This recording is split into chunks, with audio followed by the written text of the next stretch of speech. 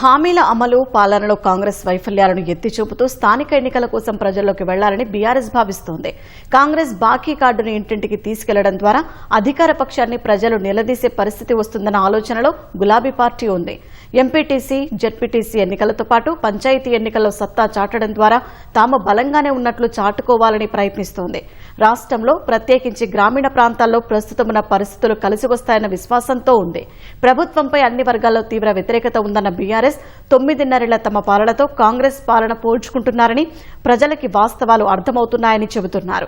స్థానిక సంస్థల ఎన్నికల్లో అందరినీ కలుపుకొని పోయి మరోసారి సత్తా చాటాలన్న కేటీఆర్ ప్రజలు మళ్లీ కేసీఆర్, బీఆర్ఎస్ వైపు చూస్తున్నారని, త్వరలో జరిగే ఎన్నికల్లో అది ప్రస్ఫుటమవుతుందని విశ్వాసం వ్యక్తం చేశారు. తిరిగి కేసీఆర్ గారు ముఖ్యమంత్రి కావాలి అనే రాష్ట్ర నలుమూలల ఏదైతే ఆకాంక్ష కనబడుతున్నదో ఆ ఆకాంక్షకు అనుగుణంగా మనందరం గనక ఈ రాబోయే సంవత్సరం 2 సంవత్సరాలు పనిచేసినట్టయితే తిరిగి సంక్షేమ అభివృద్ధి బాటన మళ్ళీ కేసీఆర్ గారి నాయకత్వంలో మనకి ముందుకు పోయేదానికి ఆస్కారం ఉంటుంది. ఎన్నికలు ఎప్పుడు వచ్చినా ఏ రకంగా వచ్చినా ఎదుర్కోవడానికి పార్టీ ఎప్పుడు సిద్ధంగానే ఉంటుంది.